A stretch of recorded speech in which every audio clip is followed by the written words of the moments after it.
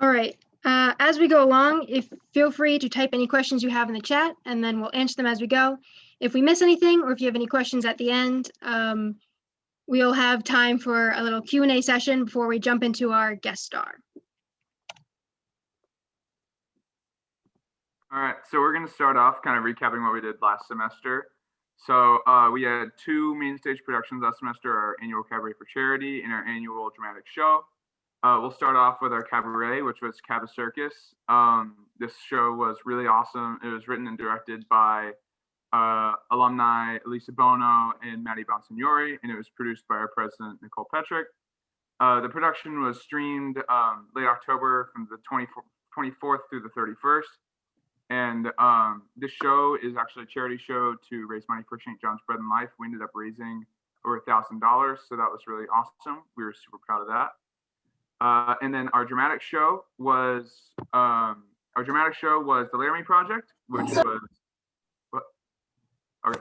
The dramatic show was the Laramie Project, which was directed by our very own Tella and produced by me and Maura. This production was streamed actually in early December, the 2nd, 4th, and the 6th. And that was a great success. We got to touch a lot of hearts and do a lot of cool things with that. So very proud of what we did last semester. All right, here's a look at what we're going to be talking about tonight. We're going to go through performance opportunities, other ways for you to engage with us, and then we'll take final questions before moving into our guest star question and answer session. All right, so we are bringing back play readings. David and I are going to be producing this play reading, and we chose The Outsiders. So just for those of you who aren't familiar with them, because we haven't done one in the last few years, for those of you that were in the Laramie Project, one of the really special moments of that process was gathering together and reading that script for the first time. Although we were on Zoom, there was still a lot of chemistry there. It was really exciting. So we wanted to bring that feeling back into this semester with the play reading. So it's going to be on Saturday, February 20th. The script will go out in the beginning of February on the 3rd, so you can take a look at it because the application is going to go live on the 6th. And it's important that you read that script beforehand, know what characters you want to be, because the roles are going to be assigned based on a first come, first served basis. So there's no auditions. It's basically casted or assigned whoever comes to us first and fills out the form. You'll be able to rank your preferences of what characters you'd like to play, how many characters you'd be willing to do. And it's similar to our roundtable style if you guys did those last semester with us. It's very informal. But the whole point is to just have fun together, learn a little bit about the show, and have a chance to act together live. And that audio recording is going to be shared on our CPTG Spotify for all posterity.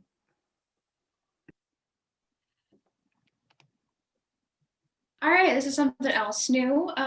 So in place of our usual children's show, we're opting for a children's book. So we're going to be something a bit different. We're going to be zooming into classrooms as characters from some of Dr. Seuss's most popular stories and interacting with students in character. So instead of putting on a play, we're going to bypass reading a script, going through the memorizing process. We're going to go straight into interacting with students. It's going to be directed by Kimberly Lay to Alanis. We've all met her and she's super awesome. We're super excited to get to work with her. The auditions will take place on February 17th and 18th, and there will be live group auditions. There's also going to be an unlimited number of characters depending on who auditions. And then performances will take place the week of March 15th to the 23rd. And this is really cool because we're going to be able to access so many more schools than usual. So if you are a part of this and you want to reach out to your elementary school, so say I live in California, I want to reach out to my elementary school, we are totally able to do that because we're just going to be Zooming. To talk about children's show a little bit, because I know a lot of us haven't had the experience to do so. We've invited alumni Becky Wenzel to come in and talk about her experience. So Becky, if you'd like to take it away. Hi guys, I wish I could see all of you, so I'm just gonna kind of click through. And anyway, so basically when I was a student, that's really weird to say, when I was a student, I was always involved with the children's show. It was my favorite show of the year. Obviously it's a little bit different this year, but something that I always thought about was for a lot of kids, it's their first exposure to any kind of live theater.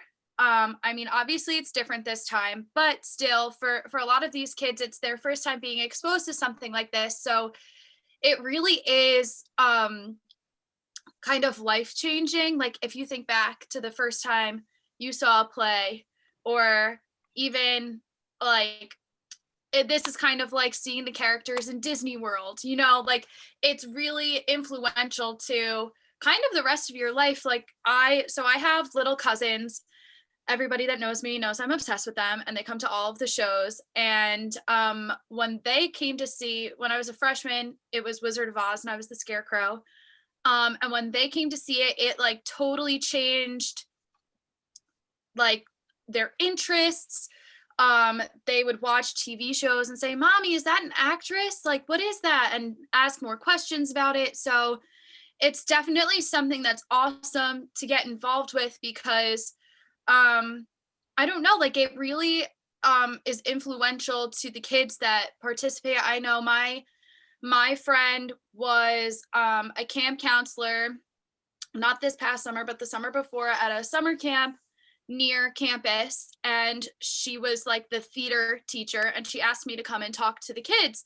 And when I came, all of them had been to St. John's to see the children's shows, and they remembered it, and they remembered what I was talking about because they had all seen it. So it's just a really interesting way to like impact the community. You don't think people are going to remember it until, or like little kids are going to remember it until they mention something about it. And I don't know, I just think that that's really cool. So definitely something that's super fun and interesting to get involved with, because you really don't know like what kind of mark you're going to make on a kid's life with this, and it could change, who knows, what they want to do when they grow up. So yeah, I would definitely recommend getting involved with children's show. And if you have any questions about it in general, I don't know who's in here. I feel like most of you probably have my number or some way to contact me. If you don't. So Becky, it's Sam here. Hi, Sam. Still scrolling. If you could talk just briefly, if you remember when we would do the children's show, you do the performance, and then almost every performance afterwards, y'all came out in character and in costume and still met the kids. Can you talk about, because that's essentially the portion that we're going to be doing this year. We're doing that.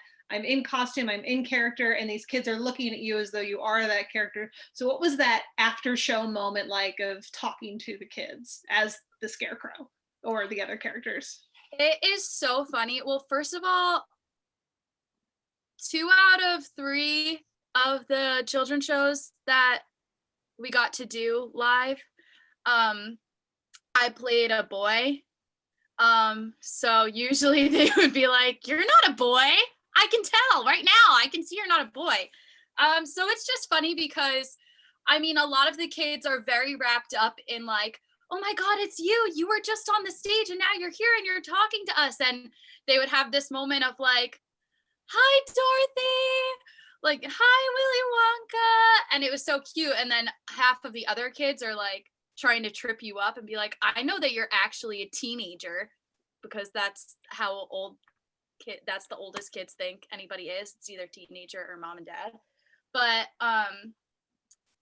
it's just, it's like I said before, it's kind of the same thing as like when you go to Disney World and you meet like Ariel or something. Obviously not as like glamorous, but it's this moment of like, you were on the stage and now you're in front of me. Like kids don't get that from TV. So it's just a really nice moment of having this moment of connection with an audience member that like, it's not like going out after the musical to like your friends. Like it's these little tiny people that as far as they're concerned, you are who they just saw on the stage. And like, you just went through that in real life, whatever happened. Like, as far as these kids were concerned at the end of Wizard of Oz, I didn't have bones and I was flopping around and I just beat the Wicked Witch of the West, and that was real life. So it's just so cute to see like just how their minds work and observe all of that. And what they pick up on and what they want to talk to you about after. I don't know. And kids are smart. Like, kids are really, really smart. So sometimes you have to watch out for their little questions that they ask. But yeah, it's great getting to interact with them. All right, Becky, thank you so much. I really appreciate it. So as you can hear, lots of people love this. This is an experience you'll be able to talk about one day to your kids, you know. So keep a lookout for children's book, and we hope to see you at auditions. All right, in April, we will be putting on a senior showcase as one last hurrah for our seniors to celebrate all their dedication to Chappell Players over the past 4 years. For those wishing to participate, sign-up forms will go out in mid-February and videos won't be due until mid-March. And this extravaganza will consist of singing, dancing, and acting, and any other acts that show off their talent. And the showcase will stream on YouTube on April 10th in place of our annual alumni banquet.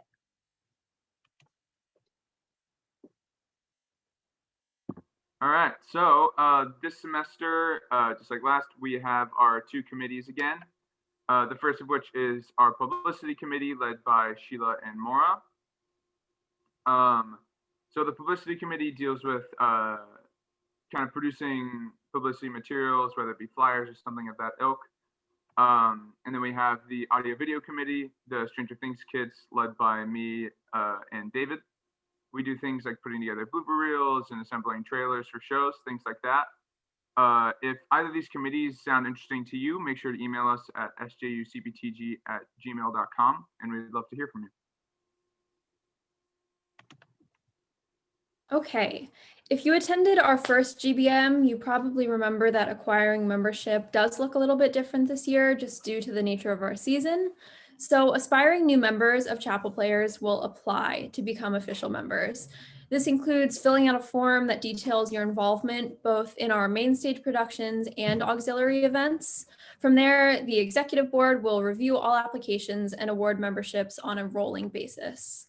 And you might be wondering why you should go through this process to fill out this form, but membership comes with so many incredible benefits, including a feature on our website, the ability to vote in elections and make your voice heard, and actually run for an executive board position.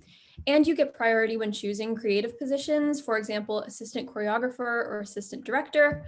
But most importantly, membership provides you with an amazing group of supportive, theater-loving people who will become your lifelong friends. All undergraduate students are welcome to apply, so interested new members should look out for this application at the end of March. And if you were granted membership last semester, you do not have to reapply in the spring.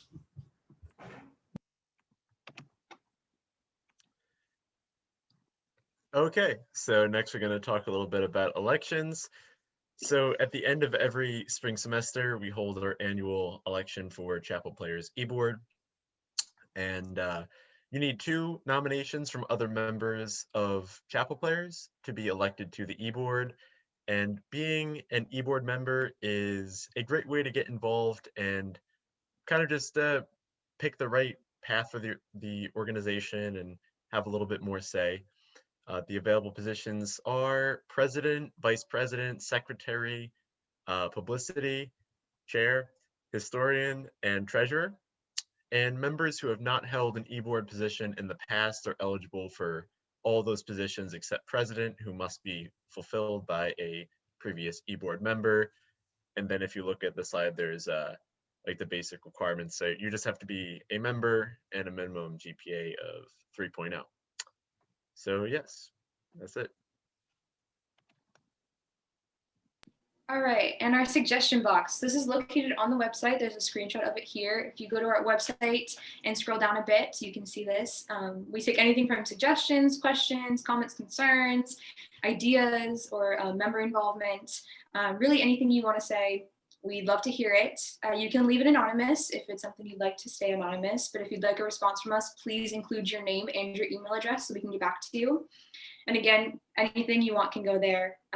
We read them at every e-board meeting and they really help us come up with new ideas. So look out for that. So now we have the year in review and bloopers video. So this year we are going to have most likely 2 separate videos for a year in review, basically summarizing and showing the best moments of the 2020-21 school year, and then a bloopers video with just like little outtakes and bloopers from our virtual productions, and then maybe like the play reading and the showcase, other things we do. So if you have any pictures, videos, anything else that you want for this bloopers and year in review, please send it to cptg yearbook 2020-21 at gmail.com as soon as you can. I will definitely be bringing up that email several times, so you will not forget it. But you know, if you have anything now, just feel free to send that. So thank you. So our online merch store is still active, and there's no better way to show off your Chappie pride than by showing off some of our merch on campus or in your hometown if you are not on campus. We have basically everything from hats to coffee mugs to t-shirts, and there's even something for parents too. And bonus, we also have face masks, so you can look cool and represent the organization and stay safe during the pandemic. You can find the shop link under the More section of our website, or just by Google searching Chappell Players merchandise. We frequently offer amazing sales and deals, and we actually have a special going on now where you get free shipping until the 31st. So if you left your merch at home, like I did, you can order and get free shipping. All right, and as always, this is my classic slide as PR representative. How do you stay connected? So we're at SJU CPTG on all of our platforms, including our LinkedIn. You can just search in LinkedIn, Chappell Players Theater Group. We're trying to build up that page so you guys can connect with alumni that have belonged to CPTG in the past and are currently working in all different related fields. So that's a really good opportunity to join that page. And Kristin, would you like to take it away with the rest of the slide? Another way you can stay connected is by auditioning, signing up for production roles, joining a committee, seeing a show, and more. As well as you can visit our website, which is right here. I do a lot of work on this website. Please go check it out. From the past semester, everything is updated on the website, so you can go check it out. You can find pictures, different videos, all in one place. There's also a memories tab you can check out. So make sure you're frequenting the website. All right, and this week, actually tomorrow, we have our activities fair. It's at Common Hour. We would love for you to virtually engage with us there. We're gonna have a video up, so we'd love if you went and watched it. Also, there's this thing that they're gonna have called the signing day template, which is the little thing right there next to the virtual activities fair picture. So tomorrow, if you engage with us at the activities fair, take a picture of yourself, or take a picture of you from another CPTG production or anything like that. Post it to your story and tag us, and we'll be featuring you guys on our story. And also, if you do that, we get these cool activities fair points, and the organization with the most points gets a cool prize. So make sure to tag us and engage with us there. All right, if we're gonna have a time for answering questions right after this, but if after the meeting you have any questions or concerns that come to mind, you can feel free to email us at sjucptg@gmail.com, or you can reach out to your representatives personally if you have their contact information. So just to remind you, the freshman reps are Kristin and Josh. Hello, hello. Hello. The sophomore reps are Maura and David. Hello. Hi. The junior rep is Sheila.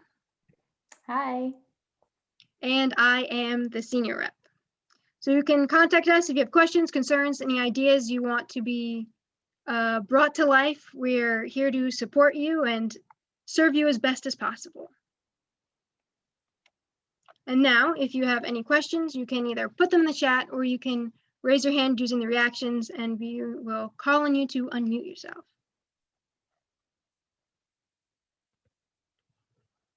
I just wanted to start out while people are formulating questions and whatnot. when we were talking about the children's show and we had mentioned auditions this semester were going to be live. Just to clarify that, if you auditioned for anything last semester, you usually had to film yourself and submit that video, and then we got back to you on that audition later. This though will be like coming into a Zoom room with the director and other students. You'll be assigned a time slot and we will be having 3 to 4 students at a time be able to pair together, talk together, create something together. So that's something we're actually really excited about this semester, again, because you're not on your own solo creating something that you have to capture on your phone and then send it in. You just get to pop in right here and let the director kind of lead you through an audition. So I think we have questions coming, but if there's any questions specifically about what I just addressed, also please, come on live or ask it in the chat. So Kenya has a question. All right, she said, are we doing The Outsiders instead of a musical? So we decided that in this virtual format and without being able to do anything in person, it'd be very difficult to put on a musical. So instead we're going to be doing a play reading. So everyone can gather together for that. We're going to read the script and characters will be assigned to certain people. The application form will go out, I believe, next week. And then you can look into that. Yes, that is February 6th, I believe. So yes, keep an eye out for that. And remember, it's first come, first serve. So I'll be posting push notifications basically on the social media to be like, look at the script, make sure you know who you want to be. And once that form opens, we'll start organizing and assigning roles. Mr. Boysitz, I saw you had your hand up there. Of course you did. It was the same question. Thank you. I missed the first 10 minutes, so I appreciate that. All good, man. And then I saw a question in the chat to talk a little bit more about the director, because she does come from her and I having worked on many shows professionally together. So Kim goes by Kim, or professionally she's Kimberly, let's all call her Kim, is going to become one of the most delightful human beings you've ever had the pleasure to meet, as the E-Board all said after she hopped off our Zoom on Sunday. So she's an incredibly qualified person to take this new idea that we're doing for the children's show this year, because she has her MFA in education. She majored in theater prior to that with an emphasis in directing. I actually know her because she has professionally stage managed 3 shows for me, and she has been the most organized human you could ever imagine. She also in college did the Disney program where you go and kind of learn how to become characters and whatnot. And because of the pandemic, she needed some extra income, and she herself just actually became a Disney princess and has been hosting Zoom parties for kids of the age range that our children's show is aiming for. So she has been all about creating a character based on source material, which for us this year is going to be Dr. Seuss, how to do that and be that person and really get the kids into that idea. So again, if it hasn't been clear, the way that the children's show or the children's experience is going to be this year, you'll have rehearsals with the director. You'll be one of the Seuss characters, and then you will, with other actors, kind of zoom into an elementary school classroom as that character. With the director, you would have probably prepared a little bit of a structured bit. There's a lot of room for, well, again, I don't know what with Kim you guys are going to discover, but you're going to kind of just bring these characters to life and create kind of like a 20-minute skit together, and then maybe leave the last 10 minutes of your time in the elementary classroom for questions where they're going to ask you, as possibly the Cat in the Hat, what you think about the Lorax or things like that. So it's really going to be embodying these characters and becoming them. So yeah, we could talk on and on about that. Right before those auditions in middle of February, the director is going to come on our Instagram Live and do a Q&A. So hopefully this idea only becomes clearer and clearer to you about what we're accomplishing. But to go back to what the original question was about the director, you are in the most capable hands possible.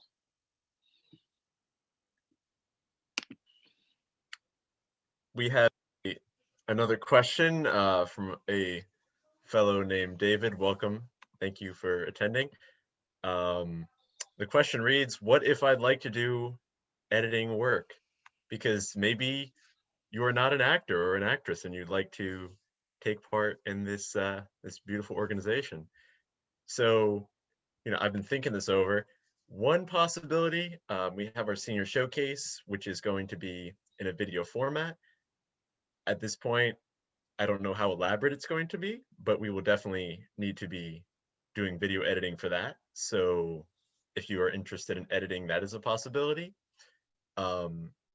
I'm also thinking of, trailers or like reaction maybe for the children's show. So that's another opportunity. So yeah, if you're interested in that, just let us know. You could also be part of the audio video committee because that would be who's putting it together. So that's just one option if you are not personally into the acting side.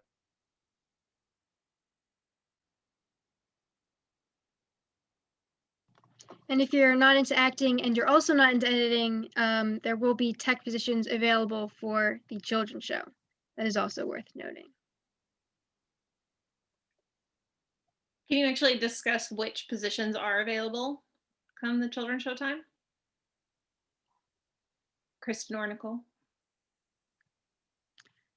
Sure. So as of right now, we're just looking at the stage management team, but it won't be a small team. So that means a stage manager, assistant stage managers, production assistants, and most of these positions, assistant ASMs and PAs, they're available to anybody regardless of your experience level.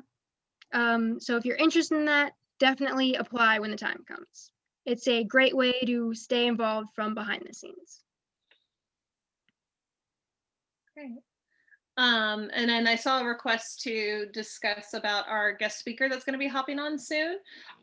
Before I do that, thank you, Nicole. I did just want to express, and please, again, ask questions, especially if you're wondering about what is quote unquote our productions that we're having this semester, because if you were involved with this last semester, you remember the two main stage opportunities that we had were doing the cabaret and then doing the Laramie Project.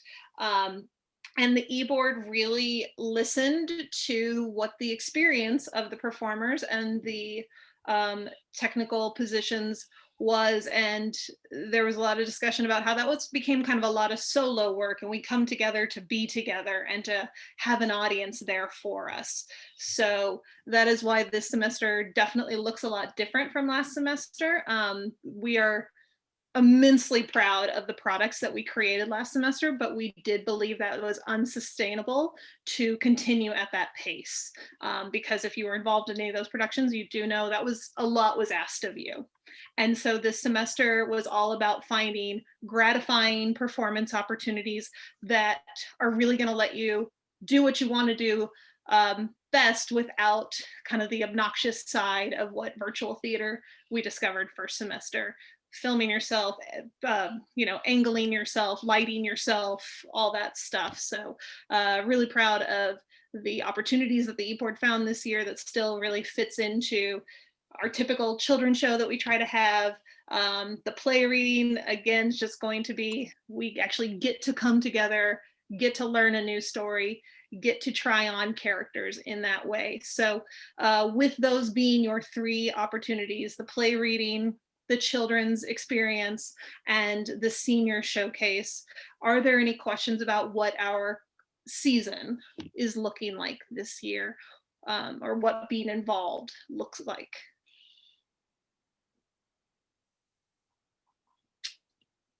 Not yet any questions. All right, I'm going to check in with our guest speaker. Nick, if there's any little bit of a preface you want to give while I'm trying to see what his ETA is. Normally these information sessions for us go a good hour to hour and a half. So we had pinned him in to come on in about 10 minutes. I'm just going to see if he can hop on a little bit sooner. Thank you, Sam. So Robert Dowling, as he goes by professionally, is also really sort of Bobby Dowling. I first met Bobby in my work outside of St. John's. I work as the general manager for Roundabout Theater Company at the theater that is located on 46th and 6th. And so Bobby started with me as my local one, which is the union that is affiliated with stagehands in New York.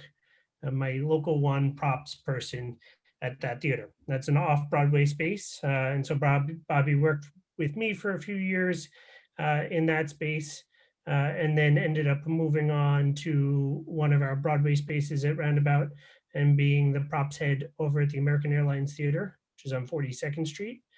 And then from there, Bobby moved on to commercial Broadway theaters and has worked now for a number of years doing commercial Broadway shows. And then most recently, prior to the pandemic, was on Jagged Little Pill. So I think one of the extraordinary things about Bobby's experiences is that I think a lot of people have an idea as to what a stagehand might do and what a production electrician might do and what a production carpenter might do. Their sort of job is very much in line with their title. But there is a world of props on Broadway shows, and I think that it's sort of a fascinating world for stagehands. And there is a difference between what a prop supervisor does and what a stagehand does. And so I think that Bobby will be able to really sort of provide a nice opportunity to delve into exactly what it is that he does on Broadway in his role and sort of how he got there and what it takes to actually become a stagehand. And sort of, so I hope that everybody is able to, if there's questions that come up, that you're able to spend some time to ask him any questions, because I think that his time on Broadway is a very unique experience to be able to sort of share with us. And any questions before we start? And I don't know, Sam, if you have. Well, he had said he's about 2 minutes off, which is delightful of him. But yes, if you guys have any heads up questions, I come from knowing him in the same manner. I worked odd positions at Roundabout on and off, and Bobby was always backstage there in the early 2000s. And I actually ended up dating a very good friend of his, so I went to Bobby's wedding because of it. No longer with that man, which is a good news, but nonetheless, have remained great friends with him for many years, and he might have actually just joined. He did. He did. Connecting to his audio. And Bobby, welcome to our hangout. Hello. Hi. Hello, good sir. So good to see you. Good to see you as well. We've been billing you as Robert Dowling, but from henceforth, obviously, we'll be referring to you as Bobby. Thanks for chaotically popping on much earlier than we originally discussed. But yes, as Nick and I just kind of briefly mentioned, we've known Bobby getting close to almost 20 years. He's going to be one of the most loveliest humans you all have had the pleasure to meet. As Nick said, back in the day, we knew him from Roundabout's off-Broadway space. He then moved on to Roundabout's Broadway space, and now the Schubert organization is the largest owner of Broadway theaters, and he is head of props with the Schubert organization, having worked at a couple of their theaters that I'm going to let him discuss a little bit further. So yes, he's done nothing but stayed true to the passion of theater and been very successful in it. So Bobby, if you just wouldn't mind, from your point of view, telling us about you. Yeah, so I am currently the house prop head over at the Broadhurst Theater, where Jagged Little Pill is currently, even though nothing's been running obviously for the past year. But I've been a part, sorry, I've been doing this now almost 20 years. I got into the business after I got out of school, moved back to New York, and originally had wanted to be an actor, and that didn't quite work out. But I knew that I always wanted to be around the business. So I got a job where I was working with union crew, the IATSE crew at a space called the WWF New York, which was in Times Square, where the Hard Rock Cafe is currently. And through that job, they told me about the apprenticeship program, and went into the apprenticeship program and worked that for about two to 3 years, where I earned my card in the union, and then was bouncing around trying to pick up work in different venues, and then ended up working pretty steadily at the Roundabout Theater Company in 2004, where I stayed from 2004 to 2009. I was the assistant master technician at the Laura Pels Theater with both Sam and Nick.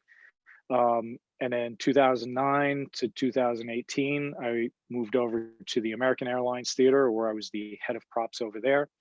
And then in 2018, moved over to the Schubert's, where I worked at the Court Theater, and then moved over to the Broadhurst in 2019. So that's the pretty basic rundown, I guess. Yeah. Totally. Since you had mentioned that your first kind of consistent gig being at the Laura Pels at Roundabout, you were master technician. Can you kind of open up what that means your duties were at that theater? So generally at a theater, you have 3 house positions, at least: head props, head carpenter, and head electrician. At the Laura Pels Theater, it's a smaller space, and so they had a master technician and an assistant, and I was the assistant there. It was kind of a combination of those 3 positions together. So my responsibilities were a little bit of everything. For the most part, I was down on the deck, dealing with the props for the show, dealing with any kind of, depending upon the size of the show for crew wise. If I was the only one on deck with the apprentice that we also had, I would kind of have to deal with the carpentry end of things. I'd have to deal with the electrical end of things, and I'd have to deal with the props, in addition to having to deal with any building issues that would occur. In other spaces, those kind of jobs are separated to allow you to focus on the one area that you need to worry about, because it can be overwhelming at times when you're trying to run a show and all of a sudden a water pipe bursts and everybody's looking to you to fix it or tell them how it can get fixed at the same time that you're supposed to be running a cue on stage. So you kind of have to learn how to be in 2 or 3 places at the same time. That's never happened, Bobby. Never happened. Bobby, you mentioned IATSE earlier, and I think it would be great if you could explain what IATSE stands for, what it is, and how it is that, at least in Local 1, you can become a member. So IATSE stands for the International Alliance of Theatrical Stage Employees. It was established in 1886.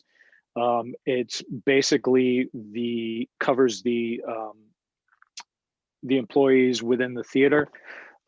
So you have your different areas, you have your props, you have your carpenters, you have your electricians.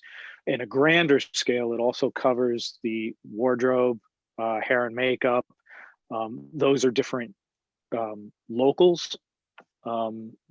Local 1 deals with the electrics, carps, props, and to be able to be a member in IATSE for Local 1, there's 2 main ways that you can do it.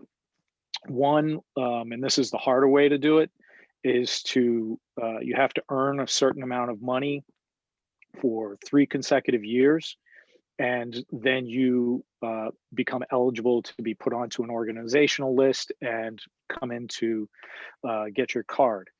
The way that I did it was the apprenticeship program, which is about 2 to 3 years, depending upon where you get your apprenticeship. The nice thing about that is that it is, for the most part, steady employment. Whereas if you're trying to earn your money, you're trying to earn money into Local 1 contracts, and trying to go into those places. Generally, most places already have their crews of people that they pick from. So unless you're you go in and meet with the heads and introduce yourself and try and pick up some work, it all depends on what spots are available. With the apprenticeship program, once you get in, you take a test, and they take the top 40 candidates and then place them into these different spots around the local jurisdiction.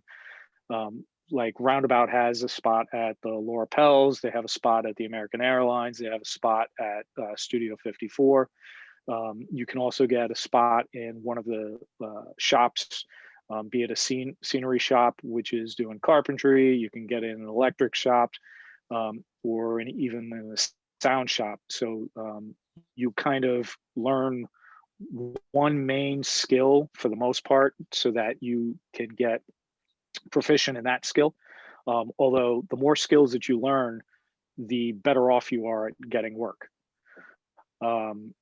And once you complete that time period, the 2 to 3 years, then you get your card, as long as you've fulfilled all the duties within it, and you're able to have your card and then work in any of the other venues where there are contracts. I think just to let everyone know, we're going to open it up so that if you have questions, you can do the raise hand. You could type one in.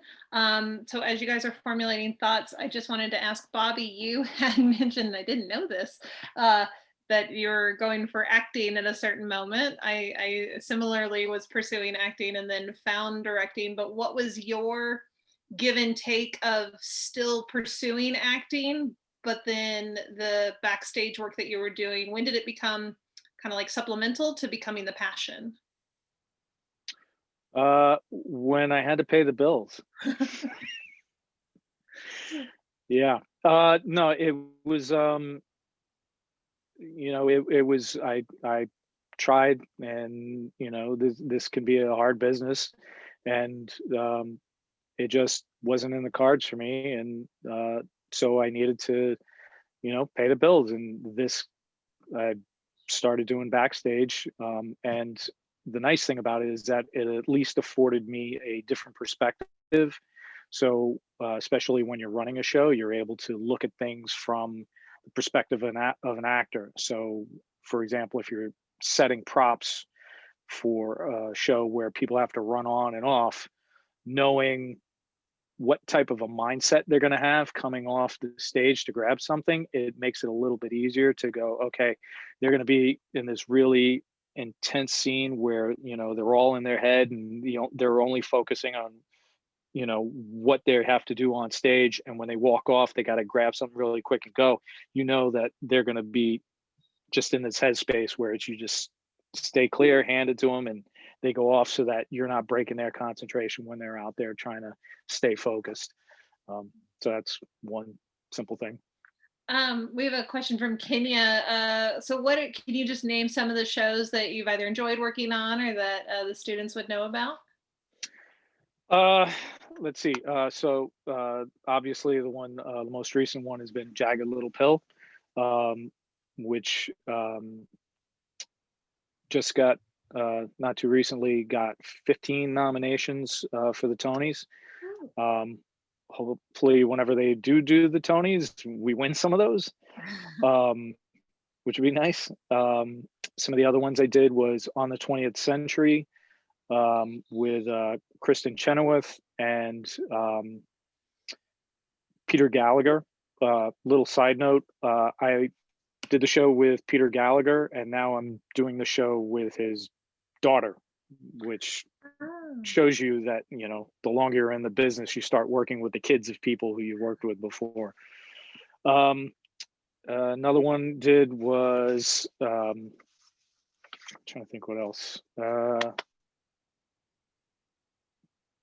think of another big one. Importance of Being Earnest, Present Laughter, Bet and Boo, Crimes of the Heart. Yeah. Great. What is from David here, what's the rarest or most expensive prop you've come across? The rarest? Or most expensive? Ever one that you were even afraid to handle?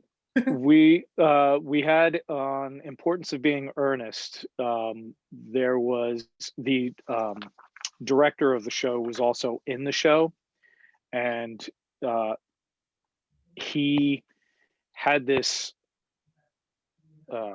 statue that was a bust of a head, and it was this modern art type piece that was his own personal thing that was he just said it was a lot of money, and they wanted it to be taken care of. The only problem is on that show you had scene changes where piece had to get picked up and taken away, and the whole entire scene was reset in a matter of about 45 seconds to a minute to reset the whole entire stage.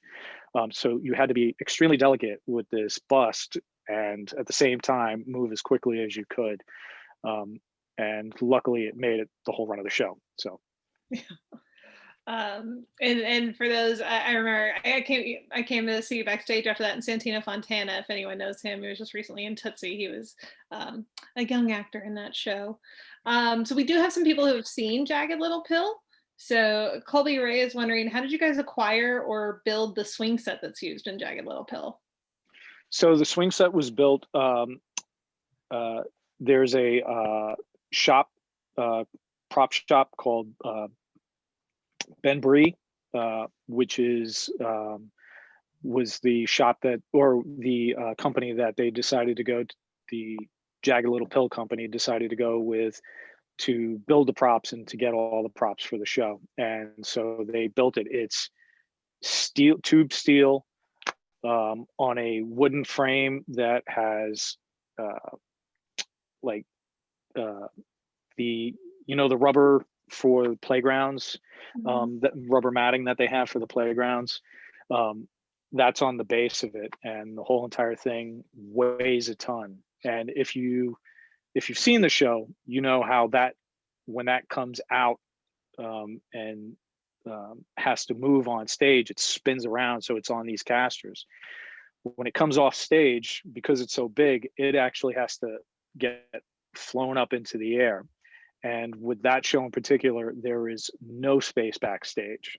The whole entire thing is choreographed as far as what pieces have to be where, and that piece literally we'll have pieces that will go out on stage as that thing is coming down. We unclip it.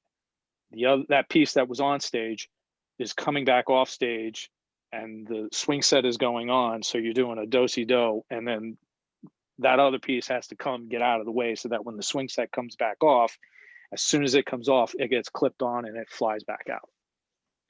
And is that under your jurisdiction to solve that choreography, or what position is handling that kind of do-si-doing? So that becomes a combination between the props and the carpenters, because they control any motors that you have on the show. So it's and stage management, making sure that actors are clear and that everything can go. But you just kind of figure out the choreography of it during the tech process. And it's a lot of trial and error. And it's a lot of, okay, we'll go with this works. And then all of a sudden, it's been working for a few days, and then the director changes their mind and they want to switch up a scene and take the scene that was happening before and move it after, or vice versa. And all of a sudden, everything that you had that was lined up, ready to go, is out the window, and you got to start all over again and figure out how to do that choreography. And I will add to what Bobby is saying there is that choreography is incredibly important, because that can mean literally minutes sometimes from a shift. Like an intermission shift, there's a lot of choreography and movement of pieces that are occurring backstage.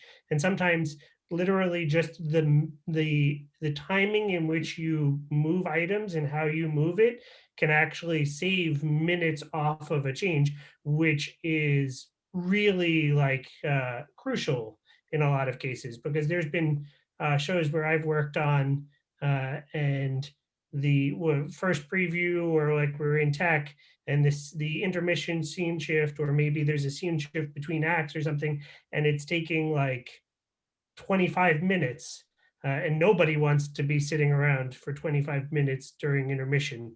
So then it's just a matter of like the order of operations. And so the stagehands are incredibly important in that role, in being able to sort of troubleshoot that and figure out how to do things, because we're sometimes talking about minutes, and then sometimes we're talking about seconds, in which we want them to work that much faster by just a few seconds to sort of be able to get that to time to music and everything else. And go ahead. Well, I was gonna say, for any seniors that were involved in Addams Family, we were having that choreography between the periactoids and the staircases. That was a lot of stuff that couldn't fit off stage, that constantly had to be like, that moves, then you go, then that goes, then that. So yeah, Bobby, what were you about to add on to?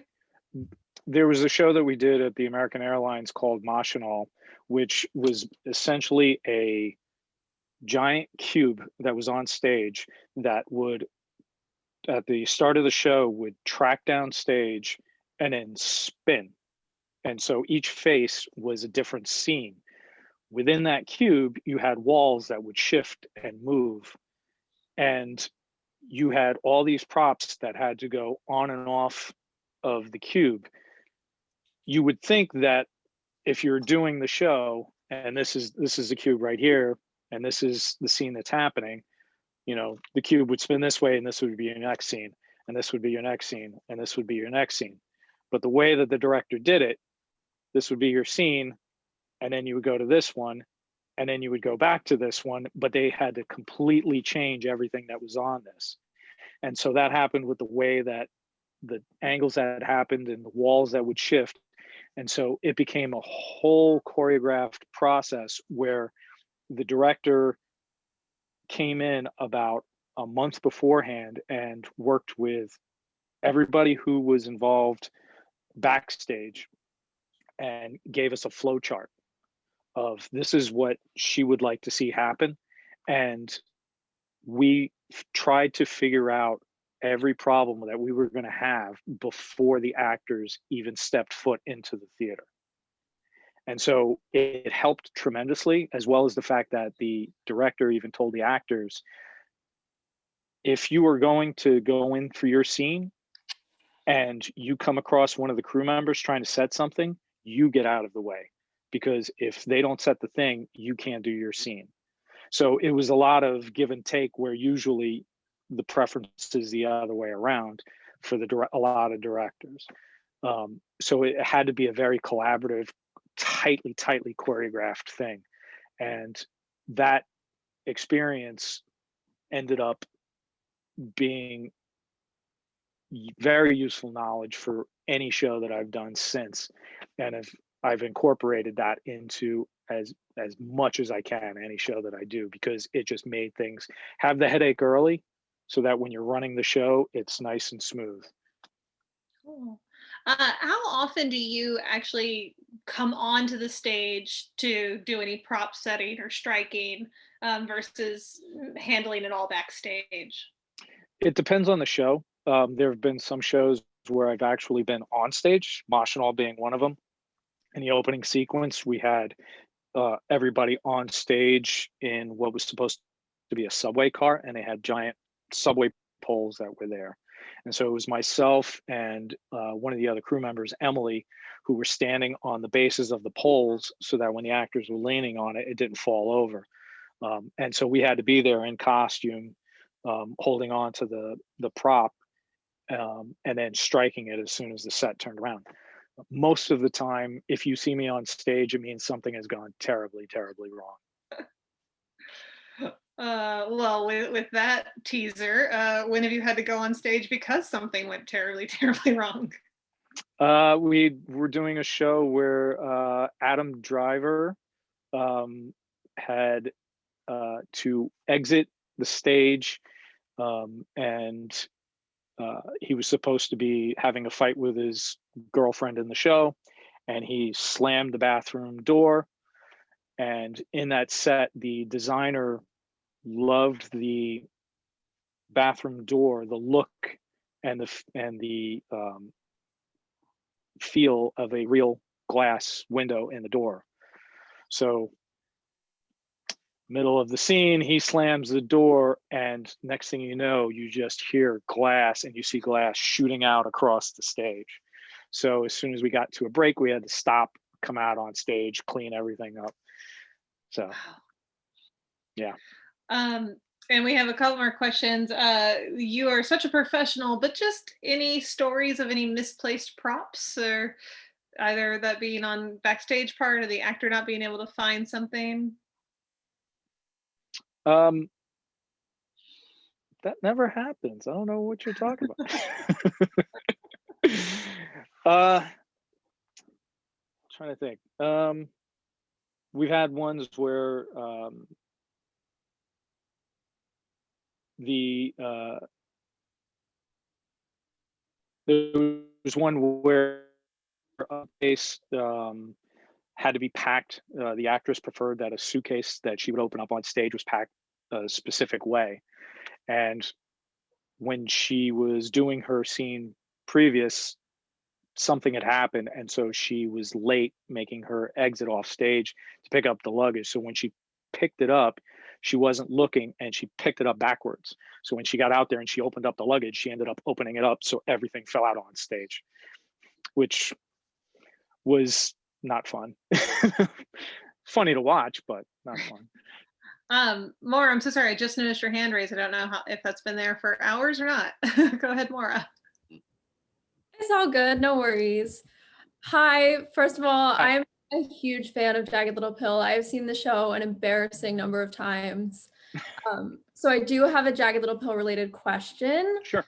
The show has inspired me so much, and I've seen firsthand the impact that it's had on so many other people. So I would love to know, as someone who's really in the thick of it, and I would imagine has probably observed the show a lot, why do you think the story is so deeply resonant and relevant in the times we're living in? I think because it touches on so many different topics. You know, there's so many different things going on in the show that you'll be hard pressed not to find something that you can relate to. And the basic, I don't know, the basic idea that you need to pay attention to what is happening in your world around you, you know, and know that you're part of something bigger, and that there's so many issues that if you don't stand up and you don't pay attention, like the drug abuse, you know, if you're not paying attention there, you don't know that, you know, she's having that problem until the last minute, like in the show happens. because everybody's so kind of wrapped up in their own head for their own issues, that they're dealing with. But I think it's just there's so much there to draw on, and I think what Diablo Cody was able to do with that show and be able to just take a story and weave it together from the music. If you know the album, that it's the majority of the stuff is based off of Jagged Little Pill, the album. Go back and listen to that album, and it's a whole story about Alanis Morissette's life and everything, and then you listen to the show version and it's just an entirely different take on it, and so that's just a really cool thing that she was able to do to pull that story out, pull these threads here and there and weave them into something that just is able to touch everybody. Thank you so much. I would also love to know, I'm sorry if I'm taking time from someone else, how often do you actually get to watch the show? Like, do you get to watch You Ought to Know every night? I'm so jealous. So in the show, since you've seen it, that is the first time that I get a break to sit down backstage. I am moving nonstop from the second that I walk in the theater until that point. So in that point, I'm actually stage left, sitting on one of the subway benches and getting to watch that. And the cool part about that one is just seeing the reaction of the audience to the number. You have the best job in the world. So Bobby, you touch on something which I think is a great segue, and I will mention a question that Peter has, but I'll give you an opportunity to think about it while you're answering my next question. So Peter has a question, which is your favorite memory or moment or from your experiences. But you sort of started to talk about, like, you were working nonstop from the moment that you walk into the building. So why don't you sort of take us through what a quote unquote typical day is for you, understanding that obviously it's live theater and there is no typical once you start a show, but what is a typical day? And and you're doing this, remembering for everybody else that you're doing this 8 times a week.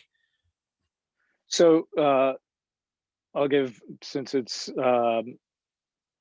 I'll do Jagged. So first thing I have to do is before everybody else comes in, before the preset for the show, I have to come in an hour beforehand so that I do a sweep and mop of the stage to make sure that it's safe for everybody. So my day, let's say for an 8 o'clock show, would typically start at 5:30. I would come in, clean the stage.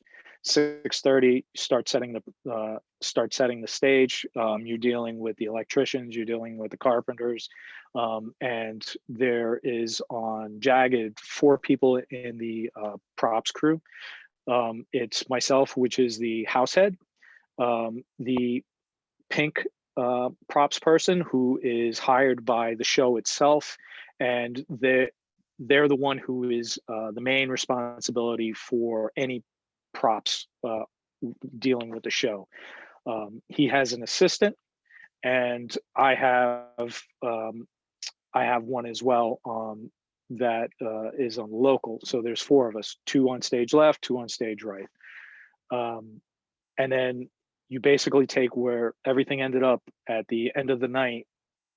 Everything literally has to go back over to the other sides, and so you're moving stuff around, getting everything fixed. The carpenters are checking out that all the automation works, everything flies it's supposed to.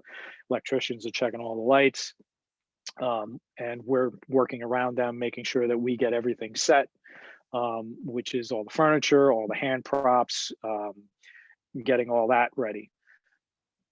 Then the house opens up. Because I'm the house head, that means that I also have to deal with any of the seats in the theaters. Generally, if there are wheelchairs, beforehand, the box office will know, and that means that I have to go, and there are certain areas of seats that I have to take out. I usually try to do that after I finish mopping the stage. On occasion, you will have people who come in that just bought a ticket, which means that then I have to run out there, take away the seats so that they have their space for the show. So on a worst case scenario, at 10 minutes to the show, I'm running out there, striking the seats so that they can come see the show, and then I have to run backstage, roll right into where I have my list of cues, and it's handing off the props, pushing on the sofa, pushing on the drugstore counter, doing the dance backstage, where you have everything moving around, and then show finishes. On this show in particular, when the show's done at the end, I get the last handoff, everything's good, and curtain drops, and then go home. So that's a basic day at Jagged. And when you do a matinee, the whole thing goes right over again. So usually you have a break in between for lunch. Sometimes, not always. So. And there was the question that we had from Peter, which is your favorite memory or moment from a show? Favorite memory? Trying to see one.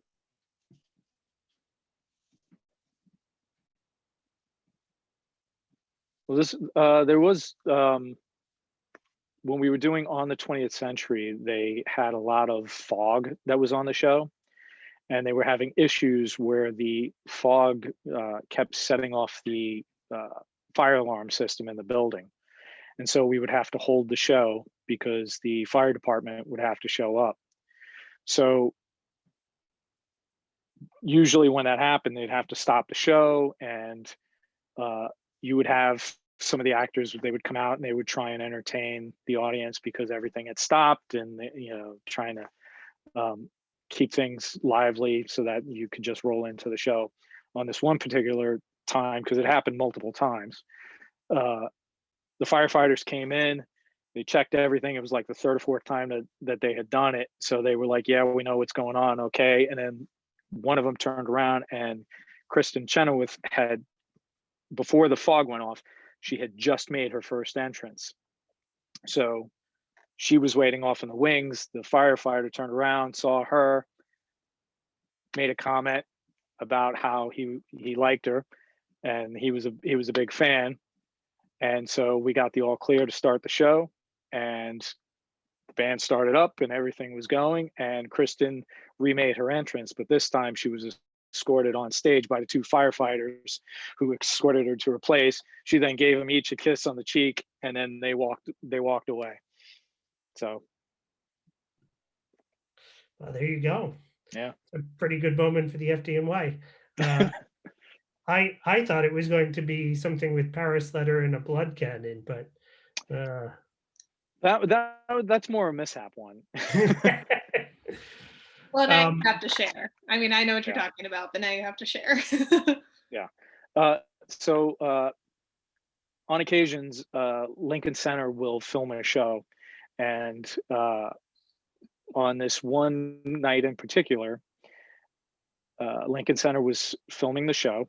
And if I could just chime in to say, when Lincoln Center films the show, that's how the show survives.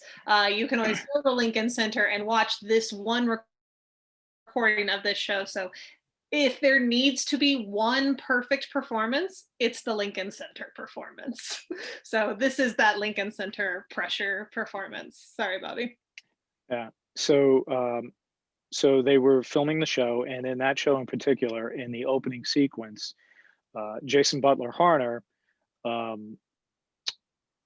blows his head off, and there was a blood cannon that was rigged underneath the desk that I had to load, full of all these different items, blood and all kinds of guts, so that it looked like brain matter, and it would shoot up and it would go onto a painting that was on the wall behind him.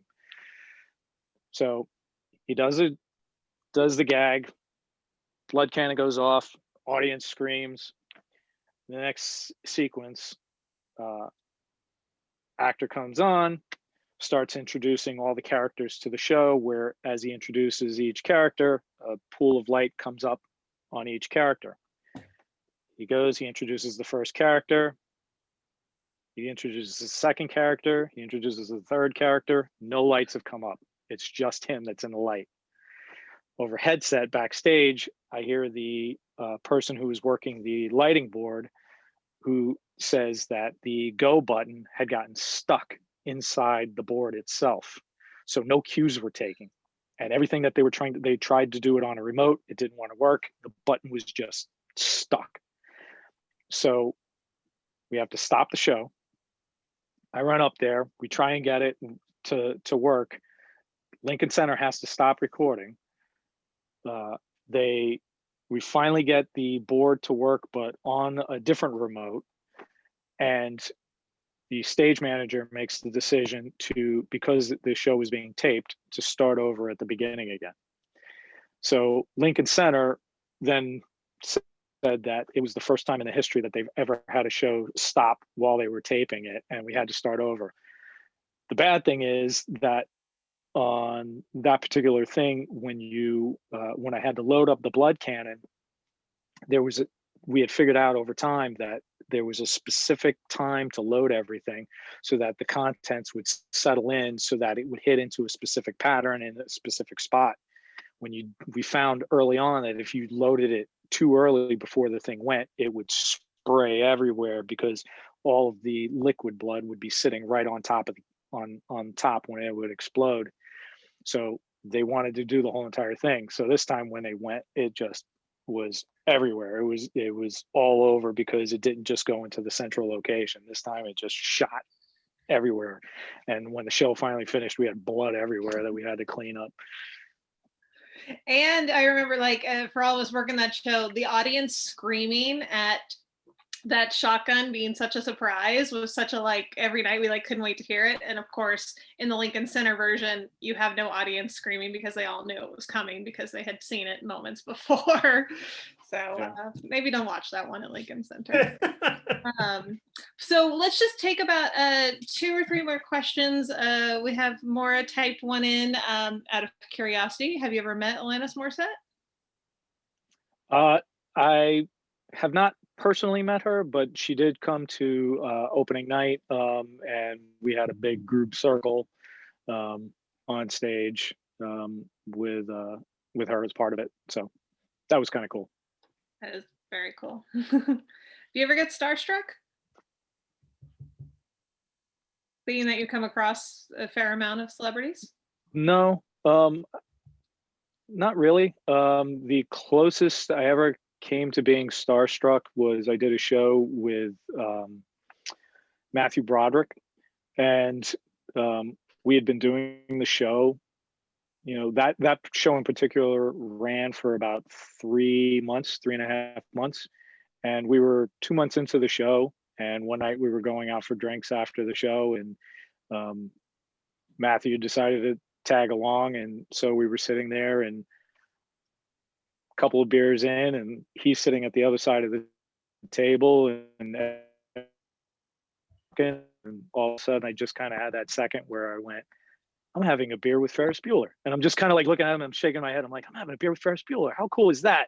And I see him look up at me, and he kind of gives me the look like, oh no, here we go. And I was like, oh, never mind. So that's pretty much the closest. Yeah. Awesome. I do keep in contact with some of the people that we've had, through the years. And it is kind of cool having worked with some people that, especially at the Pels, were very early in their careers, and now are, big names that are out there. So it is kind of cool to see that and how they've progressed. And from our president, Nicole, what is your favorite part of your job? Everything. It is literally the best part of every job that I've ever done. It's you can't do this job if you don't enjoy it. You'd be miserable, because the hours that, when everything is going, you can put in an average week. A slow week can be, if you're running a show, could be 60, 70 hours a week, and that's a slow week. I've done as many as 120 hours in a week, and you do that for a month, 2, 3 months straight, no days off. So it can be all consuming. But if you don't find it enjoyable what you're doing, you're going to be miserable, and it's not the right job. And just since I knew you at the Pels when you were master technician, which had several different departments, how did you then move into props specifically? An opportunity that presented itself, or that was your favorite part of it? It was my favorite part of it. It was also, that's what I was mostly responsible for when I was at the Pels. So I had to deal with all the, on the smaller shows where you didn't really have that much of a crew. The head at the time, the master technician, asked me, he's like, do you want to be responsible for props and take care of it? And that's, just kind of how it started. I had also done prior, anybody know Chris Angel, the magician? Yeah, I worked on his show when he had that, where I was also, when I was doing my apprenticeship, and I was responsible for the props on his show as well. So, yeah. And then, I moved over to the American Airlines because at the time the spot had opened up, and the prop head there, the roundabout, had opened up the Sondheim Theater, and he had moved over to there for the props position. So it allowed me to be able to move. Great. And then just to close out, as someone who's made a successful career getting to work in theater behind the scenes and constantly working, you work with the Schuberts, you're a success in my book. What would you say to somebody that does want to make a career of theater in any form or fashion, on stage, off stage? What do they need to really exit college and start making it happen for themselves? Learn as much as you can. The one thing about, if you're going to be backstage, the more that you can confidently say how to do, the more opportunities there are for you. I just don't do props. I do electrics. I do carpentry. On occasion, I will do rigging, going up to the grid and helping with that. It's and especially with everything that's going on, where there's very little work out there, you want to be able to say yes if somebody calls you up and says, are you able to do this? Because and say it truthfully that you know how to do it. There's people out there that will say, oh yeah, sure, I know how to do that. And if you're and if they're doing something where they have to rig a piece that's thousands of pounds over somebody's head, you want to make sure that they know what they're doing. So there's certifications that you have to get, for rigging, the ETCP certification for theater rigging, or arena rigging for electrics, so that it makes sure that there's a standard that everybody who is doing the work knows exactly what they're doing. And so the more that you can learn, the more that you can keep learning, that always helps. And what you can also do too is you can go to the websites for IATI if you're interested in working backstage, and I'll give that information. It's IATI. I wrote it down. IATIlocal1.org. And I'll also give that to Sam and to Nick, Yeah. so they can pass it along to you guys. And you can go on there, and there's information on what you can look for and to join and who to contact. But yeah, it's about staying active and learning, and also just have that passion. If this is what you feel, you cannot, if you feel like you cannot do anything else, then you're in the right spot for it, because you're gonna be working and you're gonna love it, and you're gonna find those things that you really want to do. So That's great. Yeah, and for those, if anyone on here hasn't participated in a Chappell Players show, what Bobby just said about learn as much as you can. There's a lot of times where we aren't able to offer you the number one choice that you have for a show, if it be it in an acting role or be it a certain backstage position you're going for, but accept the role that you are offered, because even if it's carpentry that you really want, getting put on the wardrobe staff is going to make you a better carpenter, is going to make you a more valued person to have on a show. And so having seen Bobby work, I can say there's nothing I don't know he can't do. and like prime example is right now, as the theaters have been shut, I've been fortunate enough to pick up work doing TV. And most of that work has been doing electrics, and it's because I had done electrics before, and so I had that in my tool bag that I was able to draw on and still be able to work.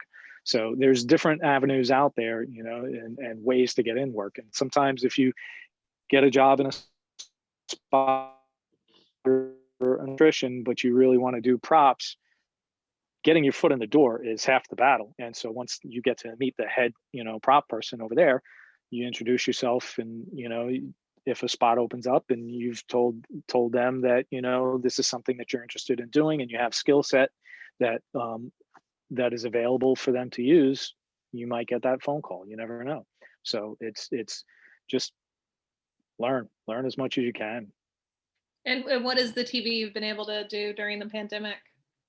So I've been working up at ABC. I was helping set up for the elections, the desks set up that they had over there. So the studio was focusing the lights, putting the desks together, working the show, which was making sure that the talent was taken care of while the show was happening. So yeah.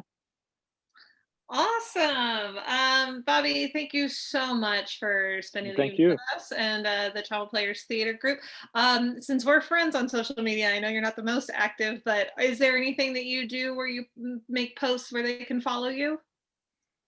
No, I mean, that's fine. yeah. No, I'm not really one for that kind of social media thing. Yeah. But if ever you make it to a show at the Broadhurst, just know your good boy Bobby is behind those curtains. So yeah, and if yeah. he Hopefully you don't see me on stage. Awesome. Bobby, thank you again so much. You're lovely, and it's always lovely to see you. To everyone that tuned in tonight, if you have any questions, our email is always checked and responded to, sjucptg@gmail.com. eBoard, any final words? We did it. I just want to say thank you everyone for coming out tonight, and I thank you Bobby for joining us, and then thank you. We're looking forward to a really good semester. Excellent. All right, y'all, have a good night. Thank you, Bobby. Thanks, Nick. Thanks, Sam. Yeah.